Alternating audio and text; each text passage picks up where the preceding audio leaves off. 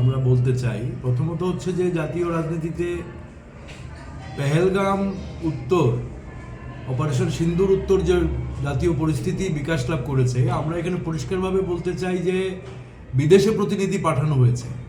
হ্যাঁ, এখন দেশের অভ্যন্তরে যে প্রশ্নগুলো আছে এগুলোর জবাবদিহি করতে হবে সরকারকে।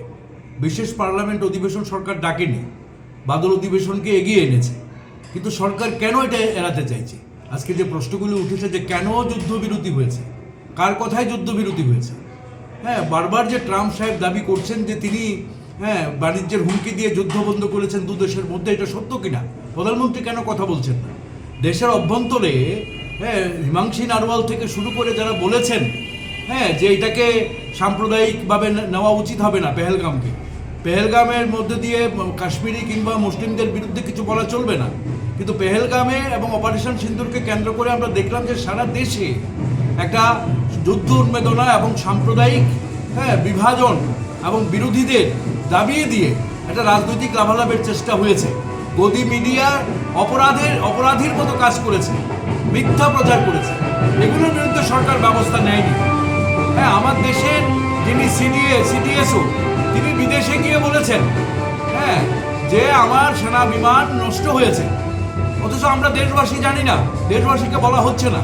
কাজে সরকারকে এখন পার্লামেন্ট ডেকে সরকারকে দেশের জনগণকে সত্য কথাগুলো বলতে হবে। আমরা দেখলাম যখন পেহেলগাম হয়েছে সারা পৃথিবীর সহানুভূতি ভারতের পক্ষে ছিল, কিন্তু যখনই অপারেশন সিন্দুর এবং দু দেশ যুদ্ধে জড়িয়ে গেল, দুটো নিউক্লিয়ার পাওয়ার, তখন স্বাভাবিকভাবে পৃথিবীর সব দেশ কিন্তু বিরুদ্ধে চলে গেল। আমরা দেখলাম যে 33টি দেশের প্রতিনিধি গেল, কিন্তু কাউকেই কিন্তু আমরা অপারেশন সিন্দুরের পক্ষে দাঁড় করাতে পারলাম না। আজকে একমাত্র ইসরায়েল এবং কিছুটা আফগানিস্তান ছাড়া ভারতের পক্ষে কেউ দাঁড়ায়নি, এমনকি আমেরিকাও না।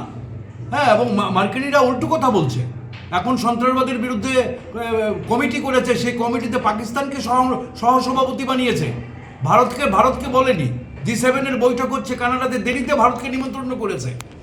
কাজেই ভারতের বিদেশ নীতি সম্পূর্ণভাবে এবং কূটনীতি সম্পূর্ণভাবে ব্যর্থ হয়েছে। সাধারণভাবে আজকে পেহেলগামের পরে ভারত যদি তখন কূটনৈতিক উদ্যোগ নিত, বিদেশে প্রতিনিধি পাঠিয়ে বিদেশিদের সমস্ত দেশকে ঐক্যবদ্ধ করত, পাকিস্তানকে একঘরে করা যেত, কিন্তু সেটা না করে অপারেশন সিন্দুরের মতো পদক্ষেপ নিয়ে সারা পৃথিবী থেকে কিন্তু আমরা বিচ্ছিন্ন হয়ে গেলাম।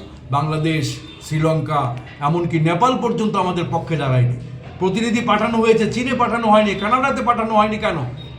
এই প্রশ্নগুলোর জবাব তো মোদী সরকারকে দিতে হবে। দ্বিতীয় যে প্রশ্নটা আমরা বলছি